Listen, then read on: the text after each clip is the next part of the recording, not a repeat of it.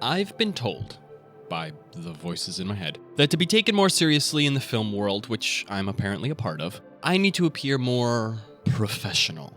None of this made for YouTube, developed in my bedroom on a laptop nonsense. We need some clear and obvious authority. And since this year's Oscars can't seem to figure out what to do with, well, anything, honestly, I'm taking care of it myself. And who knows, if we knock it out of the park this year, and for the next decade or two, maybe I'll have a chance to host a real awards show. One day. Well, ladies and gentlemen, without further ado, welcome to the First Annual Howler Awards.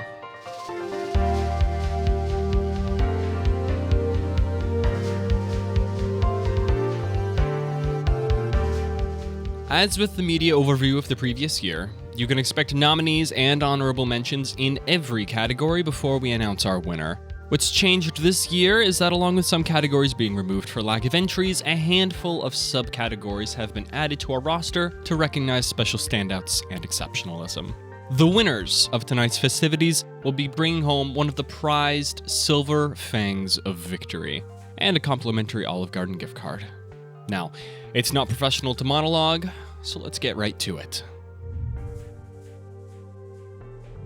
To open the show, we're acknowledging the tunes we've all been humming since January. This year, we have both Best Song and Best Album up for grabs. The former is a tight competition, with smash hits like Panoramic View by AWOL Nation, The Dream by Still Corners, Aphex Twin's latest blessing in the form of the Black Box recordings, and all of Asius's many teasing singles. In the end, however, no song proved to be an earworm quite as much as Nothing Matters by The Last Dinner Party.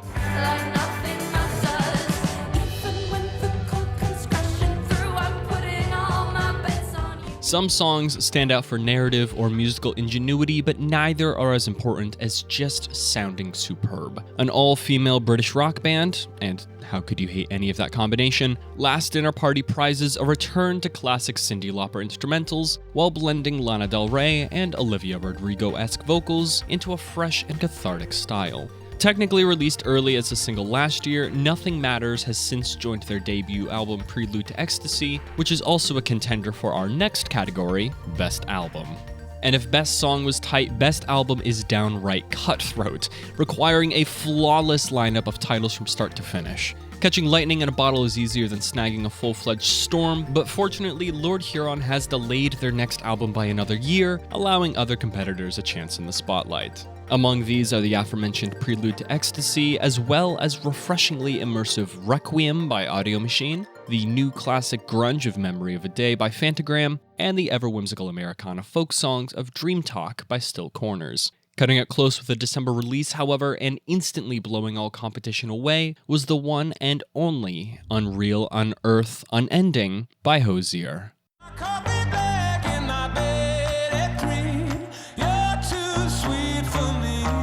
Those who know me personally understand I enjoy exactly 7 Hozier's songs, so when they released nearly an hour and 40 minutes of new music, the last thing I expected was to love every second of it. Combining his usual Midwestern instrumentals with classic choir and even folk music, Hozier's charting of several mythological stories across every human emotion has resulted in a captivating tapestry of musical excellence unlike anything before.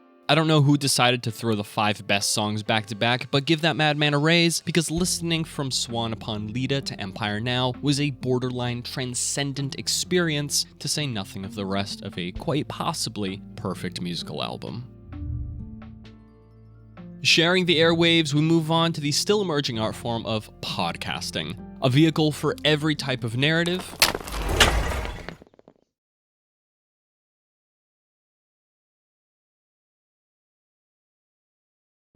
a vehicle for every type of narrative. Many shows, new and old, have broken to the forefront this past year. Leading the pack is the technical reverie investigating video games and assorted media from fellow YouTubers and obsessive geniuses Noodle and Sam in Final V3. And previous year's victor, Dungeons and Daddies, has bounced back to WoW with an incredible start to their 3rd season, the Peachyville Horror.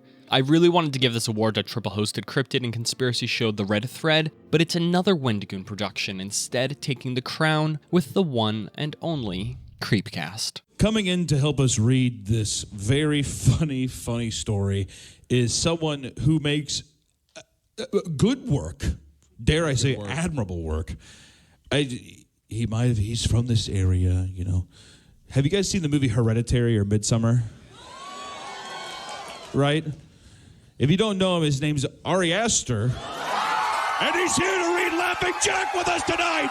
Give him a round of applause!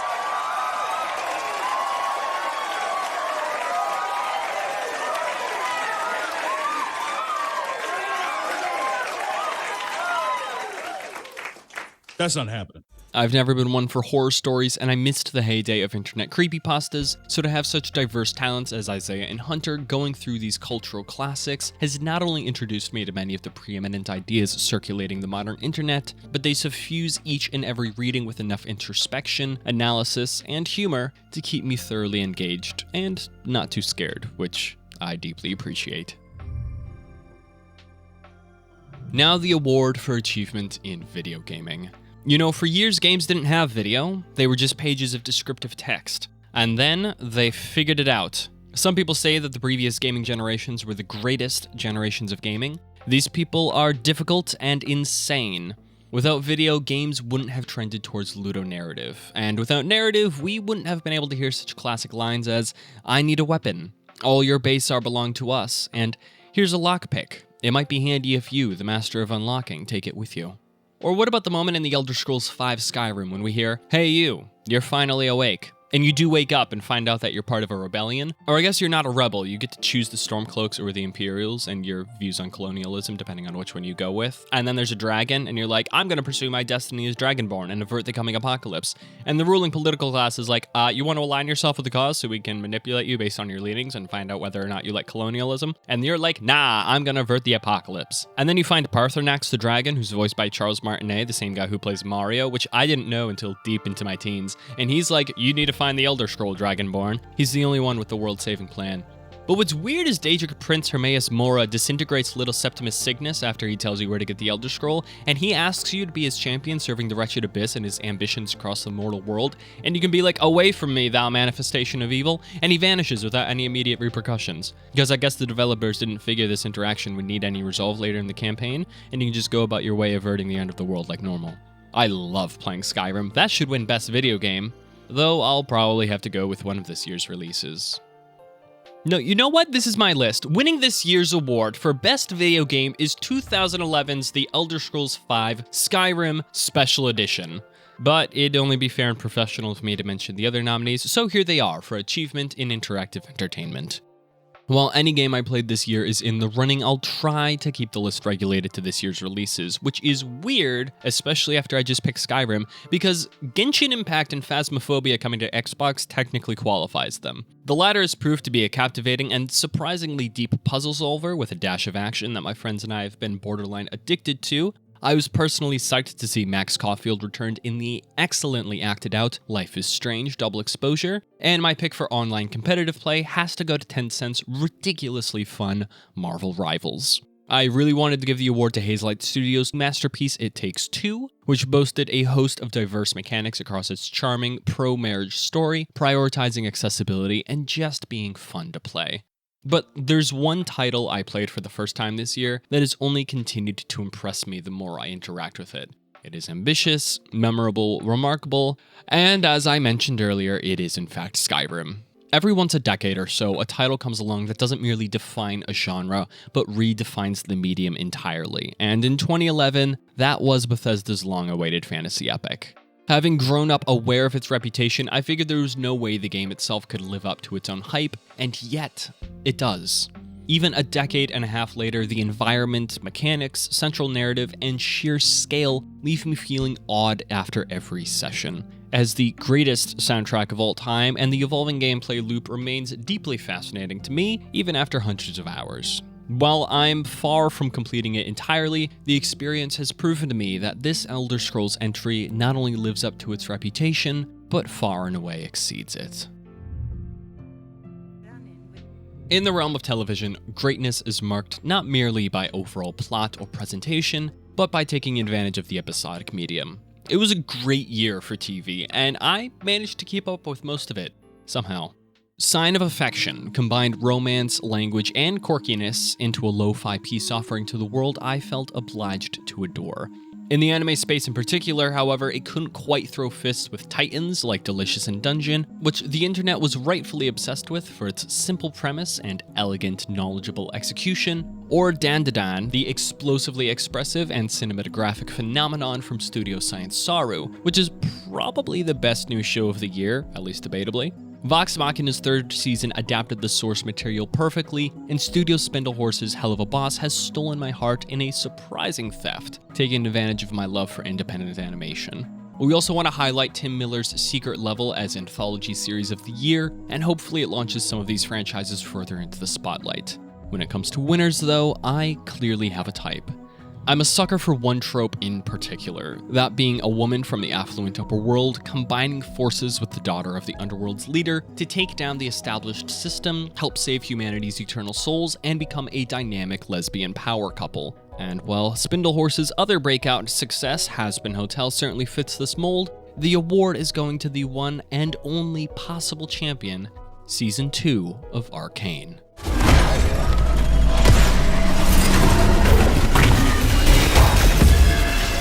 Building off the first season's dynamic art style and animation, Fortiche and Riot managed the impossible in delivering a societal and philosophical critique of reality in a bombastic, sensual package that leaves me on the cusp of experiential overload. While it didn't quite stick the landing in its finale, it did resolve things satisfactorily, and that plus the unfathomable highs we reached along the way have solidified Arcane not only as one of television's greatest achievements, but as one of art's greatest expressions, regardless of medium. And of course, let's not forget that one-of-a-kind series soundtrack that we're all still jamming out to. Alright, now, I know subverting expectations isn't exactly professional, so please excuse that last twist winner. This last segment of the show will be handled with the utmost professionalism and decency as we select...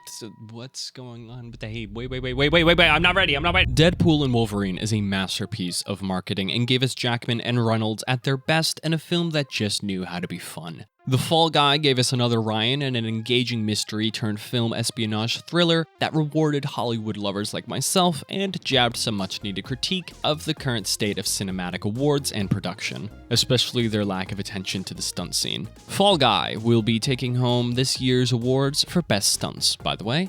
Wicked proved to be a faithful adaptation with a fun twist on every number and a penchant for pacing and direction that can't be ignored. The End of Evangelion released in North American theaters for the first time this year, and so I get to include it as it is one of cinema's greatest accomplishments. No, I'm not exaggerating. But it loses on a technicality for being 30 years old, and that means this year's winner for greatest film could only go to one title. And it is the impeccable, incredible, impossible...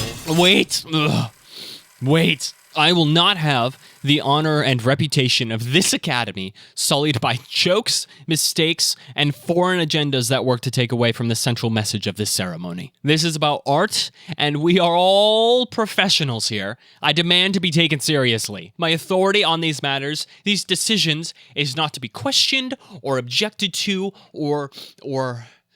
Oh, who am I kidding?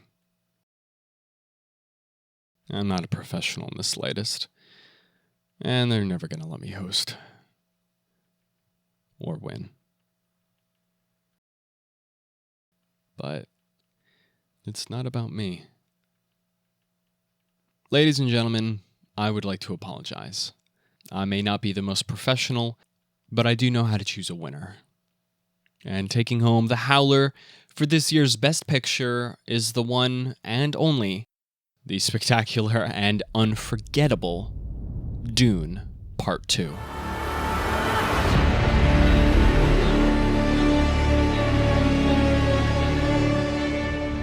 Director Denis Villeneuve faced impossible pressure and expectations while helming the decade's most ambitious sci-fi adaptation, and he and his team succeeded darn near flawlessly. Despite some editing and pacing issues evident in the third act, the film overall displays remarkable competency, technique, and straight-up talent from every department. In every subcategory, it'll additionally be winning this year's awards for Best Lead Actor, Best Visual Effects, Best Set Design, and, of course, Best Soundtrack. Come claim your prize, Hans. Its most startling and least expected success, however, is in the form of its script, which not only zealously adapted Frank Herbert's original vision, but added a dimensionality of unbiased perspective to Paul Atreides' ascendancy, which colored every discussion around the film in a beautiful moral gray I'm sure we'll see debated for many years to come. And ladies and gentlemen, that concludes the First Annual Howler Awards. I dearly hope you've enjoyed, and if you happen to be one of tonight's winners, please reach out via email to receive your complimentary Olive Garden gift card.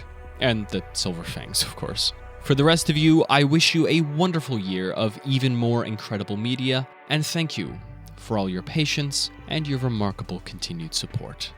I'll see you all on the bright side, stay unprofessional, and God bless.